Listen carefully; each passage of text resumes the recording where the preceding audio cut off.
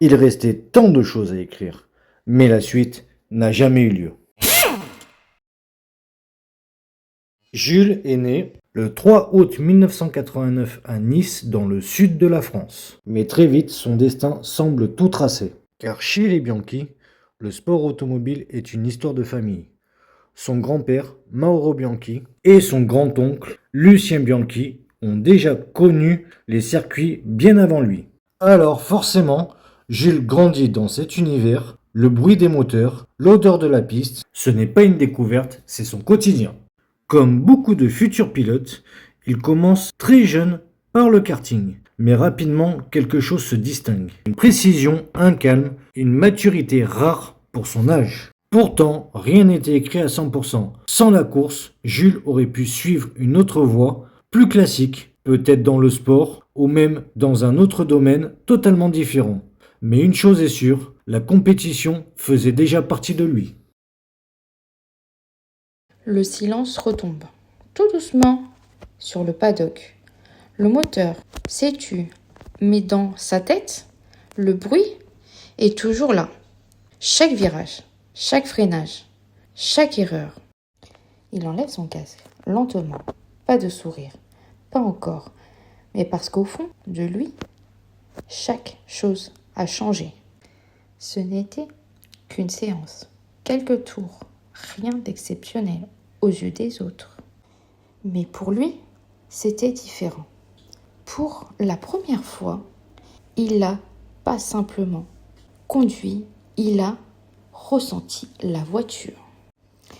Le grip dans les virages rapides, la ligne au freinage, ce moment précis où tout peut basculer, où s'aligner parfaitement.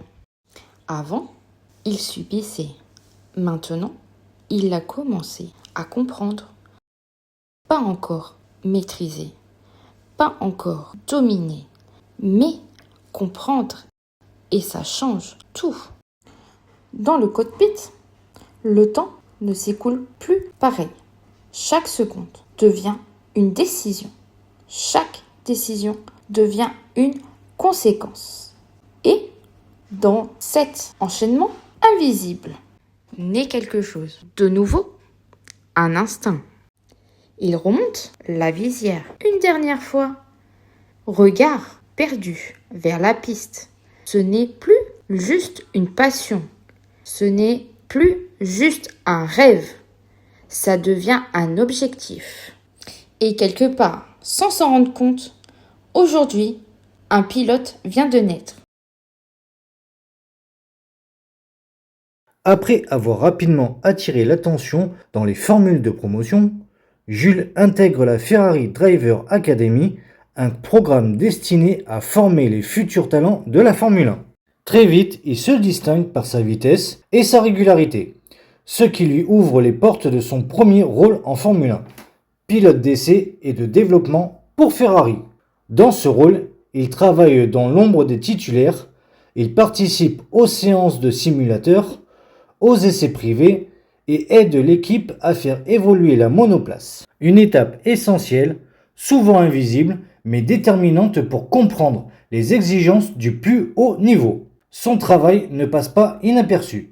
En parallèle, il devient pilote de réserve pour une équipe de Formule 1 prêt à remplacer un titulaire en cas de besoin.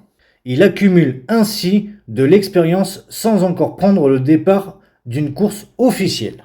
Mais cette période de préparation touche à sa fin. En 2013, Jules obtient enfin sa chance.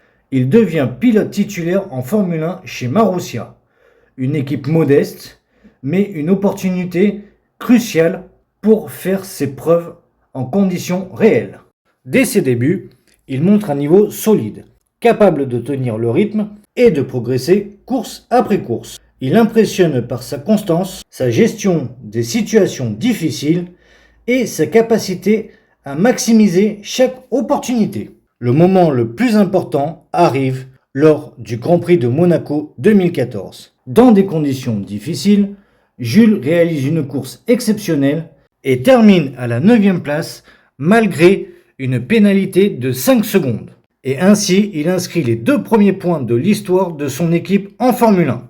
Un résultat historique pour Marussia qui confirme définitivement le potentiel du pilote français au plus haut niveau. De pilote d'essai à pilote officiel, Jules a franchi toutes les étapes vers le sommet, transformant une carrière de développement en véritable carrière de compétition.